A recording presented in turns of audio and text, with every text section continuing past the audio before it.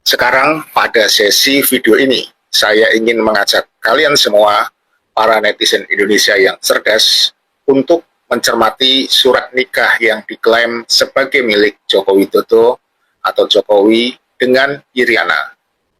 Pertama-tama kita cermati pas foto yang ada di buku nikah berikut ini. Kita bisa melihat kejanggalan yang pertama adalah pas foto yang dipergunakan oleh mempelai laki-laki, yang katanya sih itu foto Jokowi. Pas foto yang digunakan sama persis dengan pas foto yang ada di ijazah UGM Jokowi yang bertahun 1985. Sedangkan pernikahan yang tertulis di buku nikah adalah 24 Desember 1986. Padahal pas foto di buku nikah biasanya disyaratkan untuk mempergunakan pas foto terbaru. Apakah Jokowi masih miskin pada saat menikahi Iriana sehingga tak mampu untuk membuat pas foto terbaru untuk ditempel di buku nikah mereka berdua? Ternyata Jokowi tidak miskin, karena di dalam buku nikah tertulis pekerjaan Jokowi adalah staf hutan PT KA. Apakah PT KA tersebut?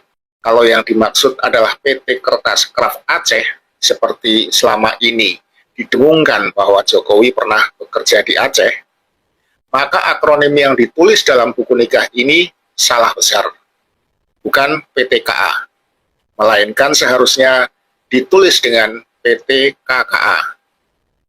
Keganjilan berikutnya adalah penulisan tempat lahir Jokowi, di mana ditulis tempat lahirnya adalah Salah atau Solo. Padahal seharusnya ditulis Surakarta. Sebab nama Surakarta adalah penyebutan kota yang benar untuk penulisan dokumen-dokumen resmi. Sedangkan penyebutan Salah atau Solo lebih populer digunakan untuk branding kota, kuliner, dan kegiatan-kegiatan pariwisata saja.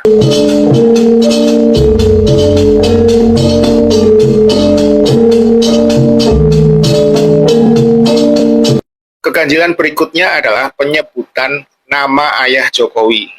Di dalam buku nikah tersebut ditulis Joko Widodo bin Wijiatno Noto Miharjo. Ini menjadikan penyebutan yang sangat ganjil, sebab ayah Jokowi pada akte kelahiran adalah Noto Miharjo tanpa Wijiatno. Di masyarakat Jawa, Noto Miharjo itu adalah nama tua dari seseorang yang sejak lahir sampai dewasa telah memiliki nama asli, seperti Wijiatno. Oh ya, saya sempat hampir lupa untuk mengajak melihat pas foto mempelai wanita yang terindikasi merupakan pas foto cropping yang menempelkan foto muka Iriana ke foto tubuh orang lain. Perhatikan saja secara baik-baik bagian leher pas foto yang diakui sebagai Iriana tersebut. Aneh bukan? Ini adalah bukti visual yang tampak sekali keganjilannya. Demikian pembahasan singkat tentang buku nikah Jokowi Iriana yang bisa diduga keras juga merupakan hasil dari pemalsuan dokumen.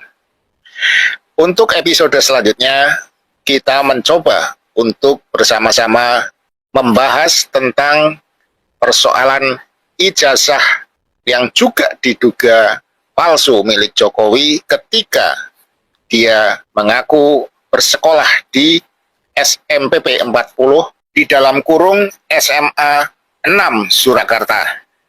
Semoga video ini bermanfaat dan jangan lupa dukung terus channel ini untuk berkembang dan maju dengan cara menekan tombol like dan subscribe. Terima kasih. Nilainya juga, bahasa Indonesia juga bagus. Fall into another Cold War means creating win-win to move forward into another. Kembali lagi bersama saya di channel video kali ini. Nah teman-teman, tadi kita telah melihat cuplikan tentang kasus ijazah palsu Joko Widodo, teman-teman. Di sini disampaikan sejuta bukti autentik pun tidak akan mampu membawa Jokowi ke penjara sebelum Kapolri diganti. Hanya kematian yang bisa menghentikan kebohongan masalah ini. Dirubah semua agar sesuai, tapi Tuhan tidak dapat ditipu.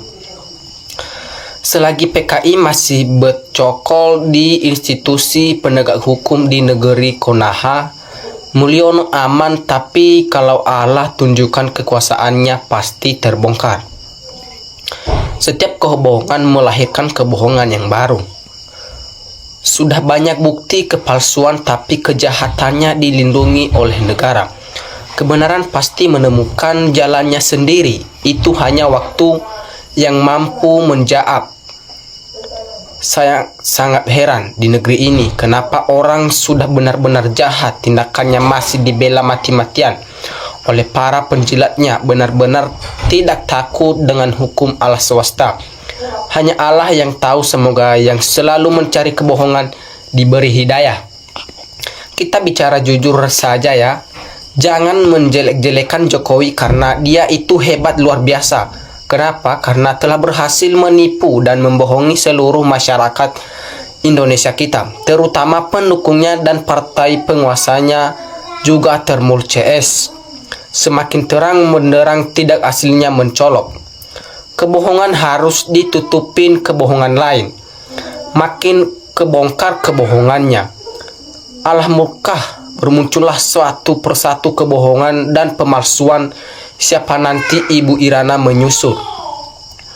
Satu kebohongan pasti ditutupi dengan kebohongan yang lainnya. Merekayasa kebohongan yang akan dibawa sampai akhirat-akhiratnya.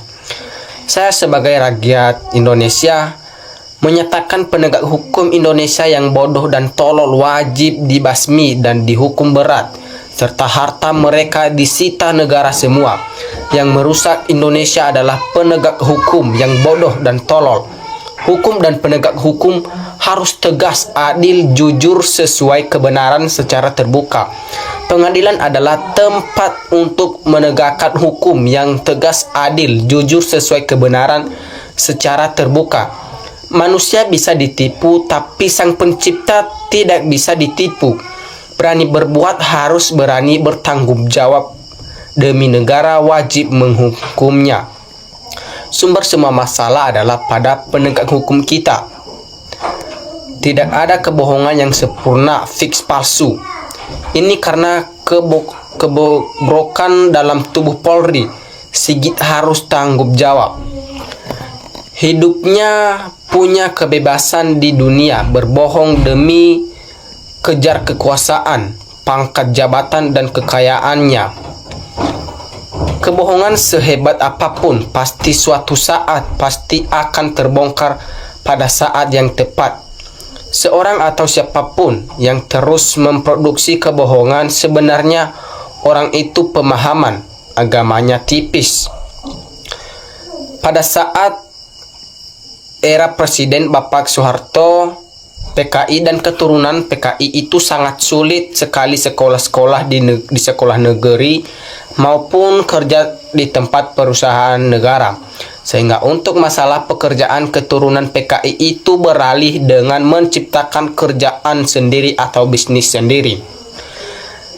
Bila ada niat berantas korupsi dengan sungguh-sungguh dan sepenuh hati, Prabowo harus mengeluarkan Perpu mencabut Undang-Undang Referensi